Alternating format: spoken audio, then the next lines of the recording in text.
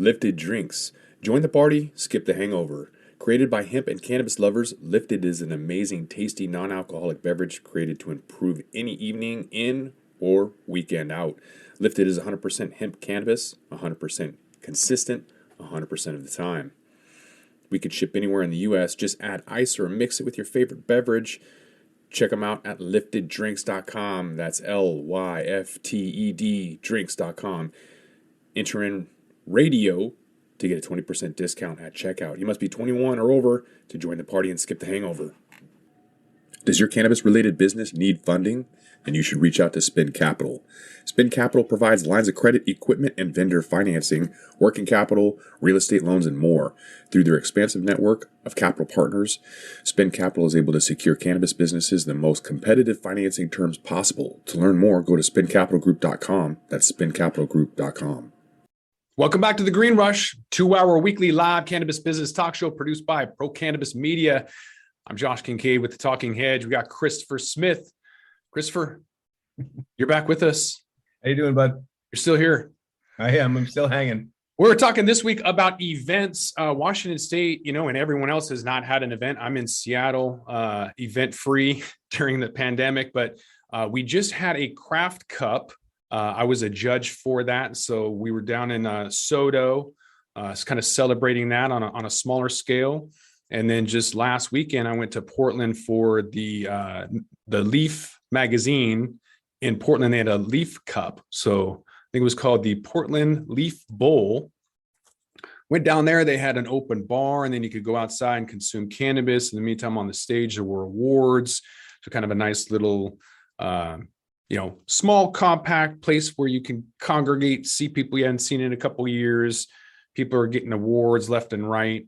And that's kind of the scene for the Northwest. We really don't have big Emerald Cups. Hemp Fest is no longer. COVID wiped them out. I don't think they're going to come back.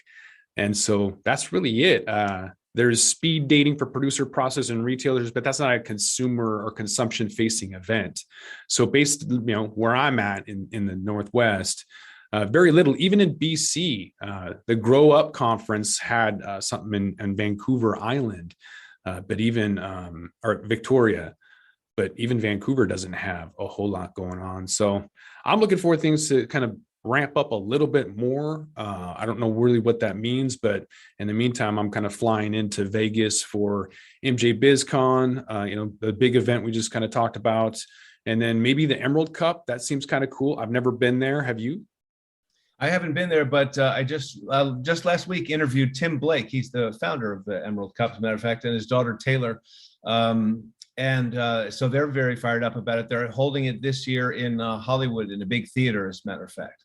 Woody Harrelson is getting a special award. He's one of the judges. He's got a dispensary opening very soon, so it all ties together nicely. Those entertainment guys, they really tie their stuff together perfectly.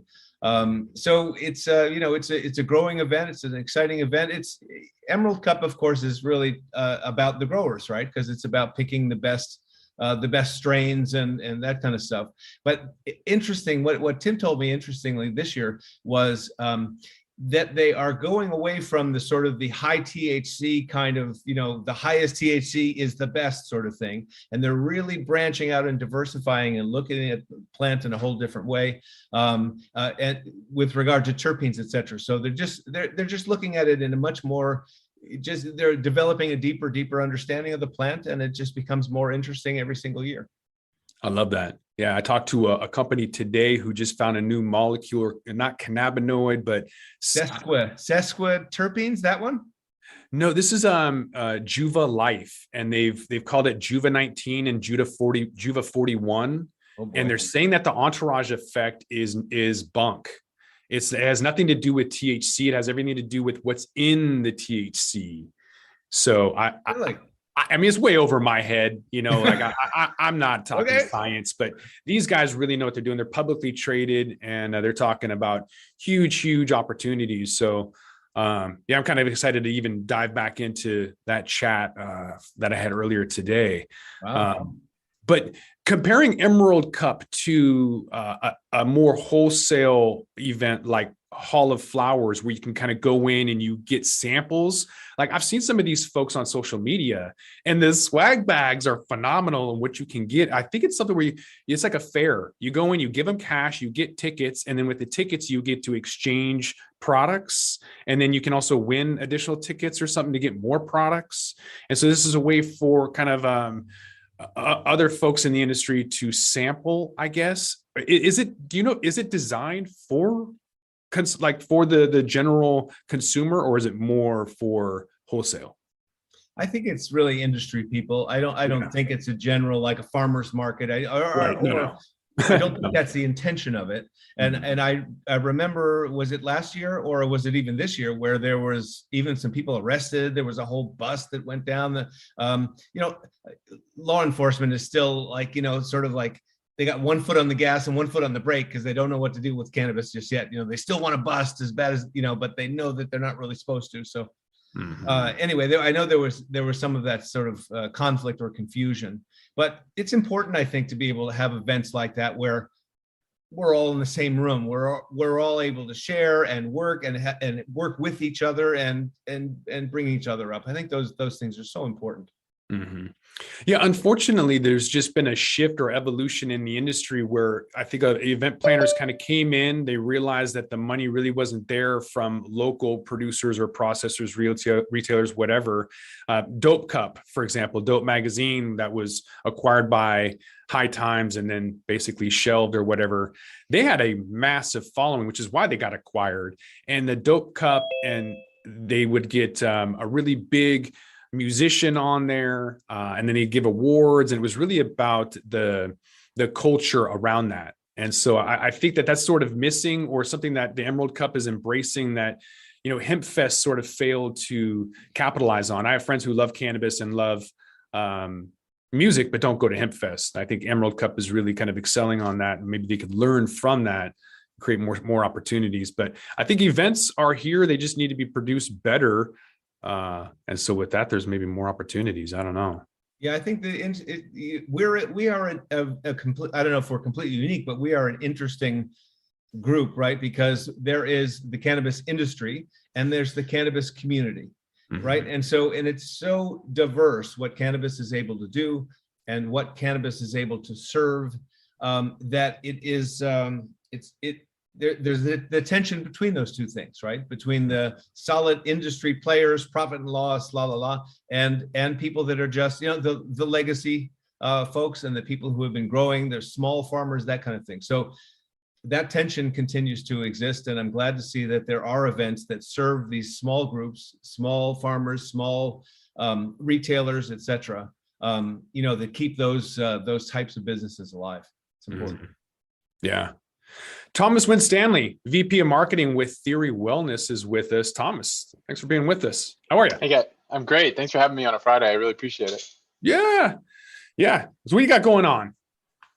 Oh boy, we're busy as usual, coming off the back of an interesting 420 this year, looking at a lot of different expansions into some of these hot new East Coast markets.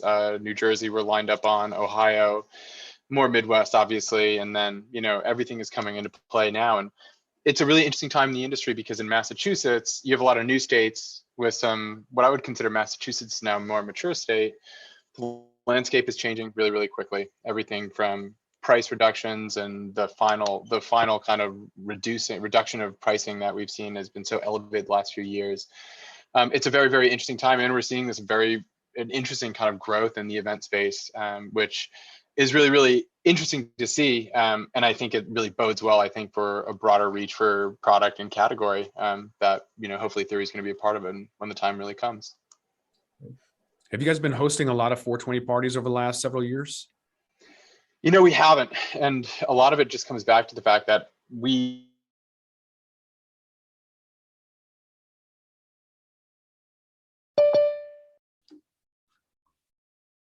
Uh-oh. You guys frozen? I'm not hearing him. Yeah. I think we lost his signal for a period here. Oh goodness. He's back. I'm here. Yeah. Sorry about that. All right. I was asking about the 420, if you guys were hosting parties or events on 420. Yeah, sorry.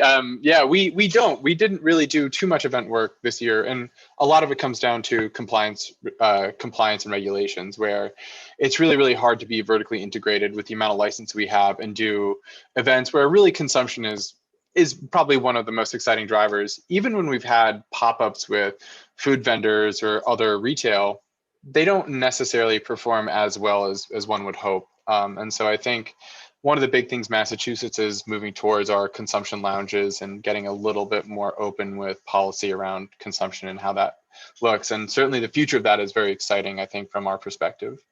Mm-hmm. Yeah, and how you're able to market that and everything else. Before we get onto that, we've got another guest who just joined us, Adelia Carrillo with EventHi and Blunt Brunch. How are you? Good to see you. Good. I'm doing good. Zoom was trying to do updates. I had no control. I apologize, but I'm here. Yeah. Are you at an event right now? Or are you at G4? Mm-hmm. Yep. At G4 right now. Tomorrow heading to the Emerald Cup Awards after. All right. You've been going to that for a while. Is that not one of you and Ollie's favorite events? Yep. One of our favorite events. And we're excited to experience how they are transitioning to host it down in LA this time. So we're really looking forward to that. I want to ask you why it's your favorite event, but tell me about G4 since this whole week is all about events. What's up with G4? Why are you there? Yeah. So I'm moderating 2 panels at the conference. One is about cannabis events. The other one is about marketing. And I love it. I think, this is a great event that has a lot of potential. They're building their following when it comes to this new component. They've hosted plenty of events down the road for bud tenders. So it's really cool to see the collaboration. I love their ticket component. Their ticket includes food, drinks, like happy hour, invites to events. So they've really made this ticket component really like a wow factor to attend. Mm-hmm. Right. How are people able to advertise these days? I'm gonna go back to you, Adelia, and ask you how you're able to advertise. You can't do billboards or buses. Some social media are still canceling people. You don't hear about that too often. They've kind of gone towards more fake news than cannabis these days. So I want to ask the both of you about the challenges in even getting the word out. Adelia, starting with you, what are some of the challenges that you're facing in that space? Yeah, so we work with a lot of different event organizers. We're in over 48 states, and so we hear all the different challenges they're facing. We're all very familiar with the social medias, the TikToks, everything, them getting shut down or shadow banned. So a lot of these event organizers, or even from my end, when it comes to marketing, it's almost like going backwards in a way, utilizing SMS again, utilizing direct email again, getting creative in even with the events with experiential marketing for the brands to really have customers or event goers have all these different senses being enhanced when they learn about these brands. So utilizing events too as a marketing strategy is another thing that we're seeing out here. Okay. Thomas, how about you? What are some of the challenges that you're seeing in the industry in terms of just getting the word out?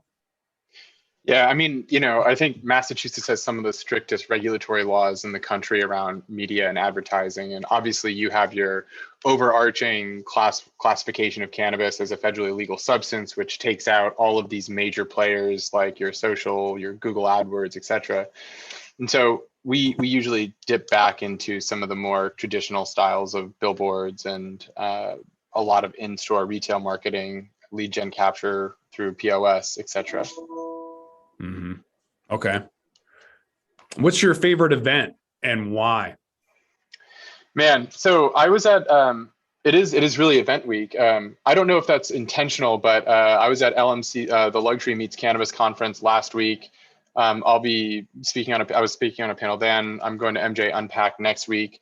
I think they're all really interesting, and I love the nuance between them because LMCC was very, very focused on product, on emerging brands, a lot of scaling, a lot of talk of topicals, a lot of just more niche, nuanced brands. Unpacked is really interesting too because it's really for people who are in the industry. There's not a lot of kind of peripheral individuals who are coming to that event.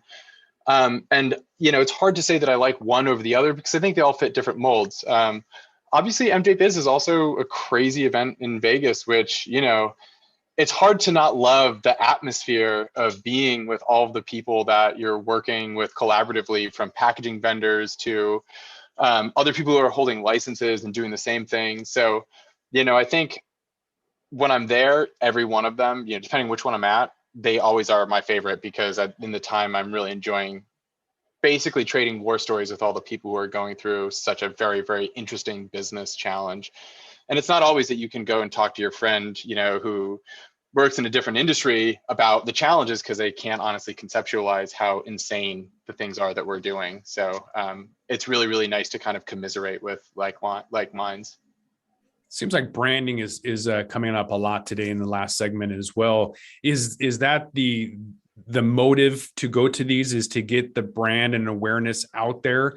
Because typically it's been about the highest THC at the lowest price point. We're kind of starting to debunk that, as even the Emerald Cup we just mentioned is going away from the highest THC to get towards something that people really want, whether that's terpenes, flavonoids, whatever, minor cannabinoids, whatever it is.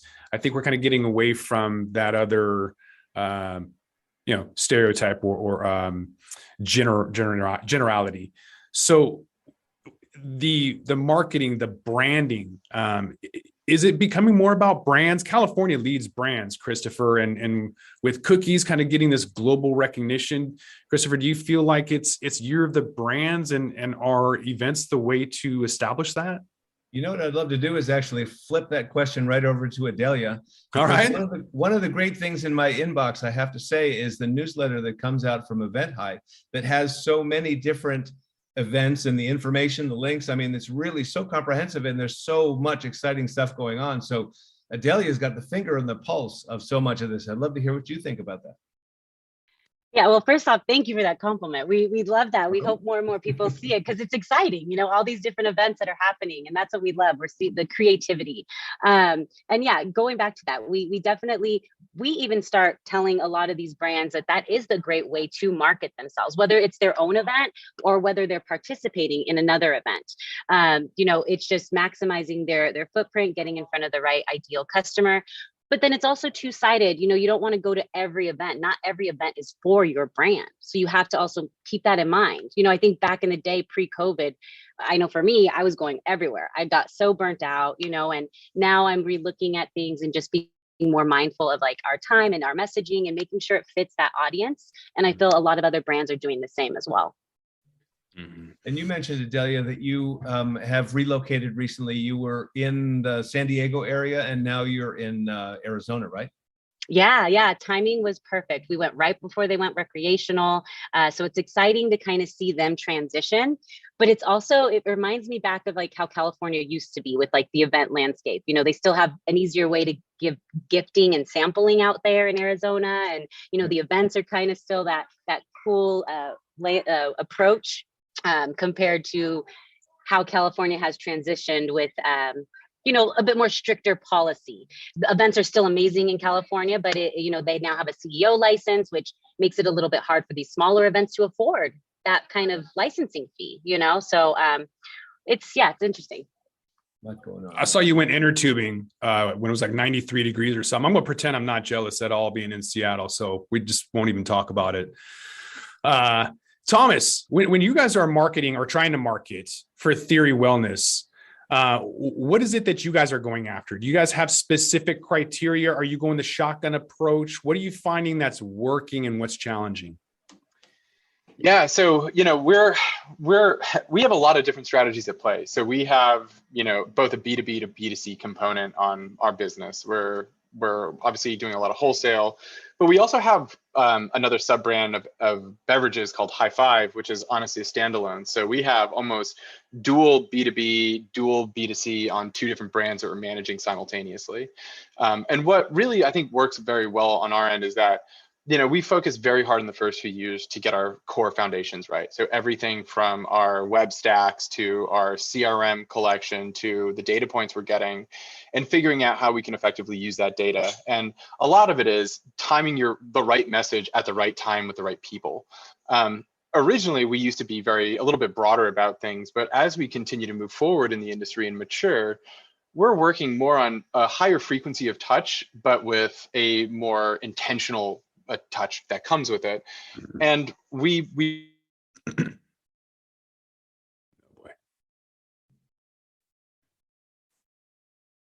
This is the most important part too. I know, that was it. You're going to have to say that again, Thomas, that last part. Sorry, we lost you again right at the key moment, right at the punchline. Oh goodness, am I back? It's showing that I'm here, but I don't know what's happening. But You can blame Christopher. It's okay. It's my fault, totally. No, it's probably the Berkshires. The Berkshires is, if the wind blows too hard, your internet Oh, there you go. wanes and changes. But yeah, I think basically the point I was making is that we only speak unless we have something important to say for our consumers to hear. Because if you overuse your voice, you talk too much, which I can do sometimes, which is probably why my internet's dropping out. But if you don't have something important to say, you're going to lose interest with your consumers. And it's a sign of maturity to be able to say things to your consumers that they're going to want to hear. And we track that through our metrics. We track that through even asking them, how often do you want to hear from us? What do you want to hear from us? And we're always kind of building on that knowledge base to build a better funnel for our communications. And that's really how we've reached a broader audience. We've done a lot of media work in the past, but nothing is as good as giving a good message that somebody wants to hear at the right time that has relevance. So we're talking about events, this week. And so as somebody who's going to these events, are you finding that you're getting most consumer touches for any of your products, beverages or otherwise? Are you finding that the events are the best way for validation and getting the word out? Because I know that when I was in Vegas recently for an app we had a lot of downloads by going to there versus just trying to do regular traditional marketing. It's a lot harder. It takes a lot more skill and persistence, whereas you can get that instant gratification, which is so Americana, if you go to an event. So you're finding the same kind of situation where you're getting a lot more enthusiasm, validation, hands-on, and brand exchange at events? Certainly. And most of our participation in these events are on the B2B side. So the NECANs on the East Coast, and we really only exhibit where we're obviously active in those markets. And so mostly for us, our B2B side is where we drive a lot of engagement. The event side we do on the consumer is a lot softer, and we don't really go and exhibit at the Unpacked or anywhere where there's not really a direct correlation to our brand where we can get conversions. But again, hopefully over time, I think that event universe is really untapped, it's underserved, and the big missing component is consumption, simply put. And I'd be curious to hear, Adelia, is that something, how much does consumption kind of impact events that you're seeing out on the West Side? Well, so kind of more high level, we track a lot of the news articles that are happening from state to state. And so a lot of states are actually talking about this. Michigan is incorporating this and really embracing events and consumption, which is really exciting to see. They also have a license there. So they have like a cannabis event organizer license too. But it's still looking at our data and looking at the different states, there's still a good balance of non-consumption events. We're still seeing a lot of educational driven events, but now what's coming back again after COVID is we're seeing these festivals that are trying to incorporate or get approval to allow these consumption, like consumption lounges or consumption areas. But it is exciting to see all these states like kind of starting to embrace it and try to figure out like, how are we going to do this? How do we incorporate it? And even some of these state political leaders or mayors, they're even noticing like, hey, it's just like alcohol, we can still have an event and just have it be cannabis consumption. So they're even now not fighting for us, but now voicing for the cannabis industry and consumption as a whole. What are some events coming up? What do you have on EventHi's calendars that you can share with us? Anything you're excited about?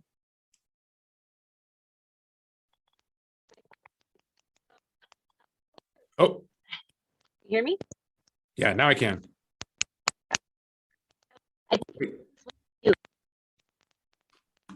Wait, something's happened. Do you have earbuds? It sounds like it's crackling. Try to mute and then unmute real quick and see if that works. I hope I'm not contagious. It's your fault, Thomas. It's not Christopher anymore. It's totally, I own it. Thomas's fault now. Can you hear me now? Should I take them out? Yeah. Yeah. Let me. Christopher will just do an interpretive dance of what you were going to say really quick, just to bide some time. Is it now? I think so. Think so? That works. Yeah.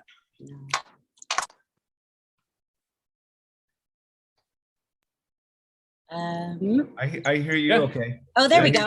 I hear Okay. you. Good. Okay. Yeah. All right. Long, can you hear me? Got it. World's longest dumb. Yes. I try to not be biased because there's just so many different events happening throughout the US. And again, we are in 48 states, but two that come to mind. There's one that's happening in Michigan, and it's called the Cannabis. And so they're bringing all these different performers to come into to Michigan, and they're going to have vendors, they're going to have consumption. Another one, and what we're starting to see more of, are like camping and retreats. And so there's another one that's happening in California called a Kind Bud Campout. And again, they're incorporating musicians, activations, artists, just all these different components to really enhance this event. That sounds incredibly fun. It kind of goes back to that duality that we have in the industry, really, like the industry side and the community side. And the community side is some, partly it's the medical side, of course, the medicinal side, but also it's the fun side. It's the Grateful Dead side. It's just the joyfulness that's sort of in the plant and sort of keeps us all all enthusiastic about it. And I just, at any event, I hate to see if that is lost, because that joyfulness is something that's particularly special. It really is about the community. It is. And one other thing I wanted to add that we're seeing is dispensaries are actually utilizing events too themselves. So we're seeing a lot more events from dispensary owners hosting to get people to come into their dispensaries and, have vendor days, but they're now utilizing tickets, which is smart because now they're building a database of emails too, to start, sending newsletters and keeping them updated. Yeah, I did a story recently about all the pop-ups that are happening or are happening again, I guess, after COVID has sort of relaxing, a lot of those events. One thing I thought that was so funny, there's something, I guess it might be I'm not sure if it's a brand or if it's a dispensary, but they're branded around a Mexican wrestling. And so they actually had Mexican wrestling at like the Lucha Libre kind of a thing at one of the dispensaries in Santa Barbara. Apparently 2,000 new customers came. Yeah. So, it's just fun. It's the fun part, right? It's that part. We can't lose that part. What about the issue of not being able to get to these events with the combination of COVID and high travel costs? There was an event I needed to go to in Vegas, and they were trying to charge $400 to $800 for the flight ticket alone from Seattle to Vegas. And normally that's like a $99 ticket all day long. So the combination of high fuel and COVID, is that going to be keeping people away this season? Thomas, you're nodding your head. Go for it. What's your opinion? Yeah, I mean, I think the simple reality is that there are a lot of economic headwinds, everything from an increasing inflation rate that's up, 8% or so, the rising cost of gas prices, which are all being passed along to consumers. There is certainly a disposable income gap that is now getting very, very narrow, which is going to impact pretty much everybody. And then you start to look at supply chain issues as well, which, like, I'm sure everybody talks about supply chain, and it's because it's real. And I think we feel the impact of it. I'm sure events are feeling the impact of it. I think it's a really tough time, not just for cannabis, though, too. I mean, I want to be clear, it's not a cannabis specific issue. It's a global issue. But, these things are going to have broader impacts. And I think the cannabis industry is somewhat weatherproof to economic issues in the same way that, alcohol and spirits. But at the same time, though, these kind of additional things, an event is something that's almost like a nice to have versus a mandatory for operational needs, if that makes sense. One thing just from looking back at what we're seeing with the data, so we do have some good insights. With this past 420, we alone saw 250 events happening, which with the past 2 years, we did not see that in the event, in the cannabis event industry. So events are coming back, but yes, I agree with everything Thomas said, is we are seeing those challenges. We are still seeing virtual events happening. People are looking at that still as building their community. We're still seeing event organizers incorporate I'm drawing a blank, the virtual and the in-person event at the same time, because again, people still have certain reasons they don't want to travel, or again, going back to what Thomas said, is all those other additional costs now are definitely an impact. Let me ask you guys a question about 420 and the impacts that maybe future 420s will have due to the pandemic. Because what I've noticed is since the pandemic, everyone's had to offer an incredible amount of discounts in the industry to get people into the stores. And now everyone seems to have a weekly discount, like Mondays is edibles, or, Mondays and Fridays are 30% off, whatever it is. Everybody has something, whether it's tax, they're getting out there and they're offering these. And so when 420 happens and you don't have 50% off, it's not really drawing people in. I mean, I've been going to 20 stores on 420 for 6 years in a row, and this is the lamest 420 I've been to. And I'm wondering if that's also trickling down to events. Are people just want to go and get and have a consumption event, or are you guys seeing a reduction in overall enthusiasm for 420?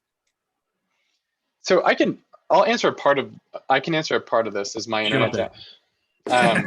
So I think something that we noticed this year is that this 420, we actually saw a reversal in numbers between pre-order and in-store visits. So in past years, pre-orders have been much higher for all sorts of reasons. We opened in October of 2020 up in Maine, worst time of the year. So much pre-order was running. This past year, we saw this 20 to 30% growth on in-store visits by comparison to past couple of years. And what that signals to us is that people do want to interact. People are feeling a little bit more comfortable socially. And for us, that was kind of great. But overall, when you compare this past 420 to previous ones, it was a good Wednesday. It wasn't a great 420. And that's kind of what we've heard across the board. But again, the good signal for us and the future of events, I think people are clamoring for that interaction. And I think what we may see more of is smaller events with more personal settings versus massive events with so many people. But I'm sure Adelia could speak much more clearly to that. You hit it right on the nail. That's exactly what we're seeing. We're seeing a lot more intimate events happening. If they are large scale events, it's again festivals, so outdoor, open floor plan, just really spread out. But yeah, definitely an increase in these smaller kind of more events. Again, I think I definitely should want to study more of like pre-COVID 420 to this last one. Obviously the numbers, it's going to grow, and I'm excited that, like I said, 250 were happening, but I do want to kind of dive in more and to see what the differentiator was. Were these all free events? Were they lower ticket costing, or were they higher compared to 2018? So I'm going to definitely look into that, and I'll keep you all posted on what we find out with that. But yeah, going back to what Thomas was saying, we are seeing these smaller, more intimate events happening, more retreats. And then if it is a bigger event, it's more festival kind of focused. I know California's delivery of $65 minimums was causing people to go in to avoid that. And I think that's about the price and inflation and everything else. People are kind of trying to go in, and they're really bringing that price down. So it was about $70 this time last year. And now the average item price of people going into California is under $65. So people are going in, spending a lot less, driving that price down. So as Thomas's point was, maybe people are going in to, have that interaction. And maybe a lot of people are doing it because they just want the price and convenience. They don't want to order a bunch. Pre-order is different than delivery. I understand that. That's a lot different. So going in versus pre-order, that's probably a lot more about that social thing. And the smaller events, definitely seeing a lot more regional events. I think people are kind of, there's a lot of people who are over the MJ BizCon, and that's what popped up with MJ Unpacked is the alternative, and that's brand new, right? So you're going to have alternatives, and I think that's great. There maybe should be a lighting show, maybe there should be a dirt show, maybe there should be these individual shows, and that's what normal industries have. And instead of trying to lump it all into one and have it regional, because Oklahoma is not the same as Arizona or whatever else. So to kind of have that regional pitch or feel or flavor, I think is only an opportunity for some of these event planners to go to EventHi and list it. Nice plug. Josh, that's exactly what both Tim and Taylor Blake were saying. There's the Emerald Cup founders. That's just exactly what they were saying, was they're looking forward to more regional events. Emerald Cup has been all California, all along, but they're looking forward to possibly New York, possibly Chicago, possibly Washington, those things, and really spreading the word that way, and getting people together around these old values that we've developed out here. And moving across the country and really sharing the love and sharing the wealth. And what I love about that too is it goes back, like you're saying, I think you're insinuating towards it, the culture. It's going to keep that culture alive and that community and that heart, and bringing the farmers together to showcase what they do. You know, going to Emerald Cup, one of the things that I love is you'll see it, and there'll be little huddles of people just showing off what, you know, their own personal stash or what they just picked up, and they're geeking out about it. They love it, and it's really cool to see that. That's the fun part. We're going to have to wrap this up. We're going to go to a commercial break. We're going to have more all about the event planning industry coming up. So I want to thank my guests, both Thomas Winstanley, VP Marketing at Theory Wellness, as well as Adelia Carrillo, Chief Marketing Officer at EventHi and co-founder of Blunt Brunch. You guys, thanks for being with us. Appreciate it. Thanks for having us. Don't go anywhere. You guys want to come back. We're going to be here with some more guests at the Green Rush. Don't miss it. Don't forget to smash that like button on your way out. Check out these other videos that we've got.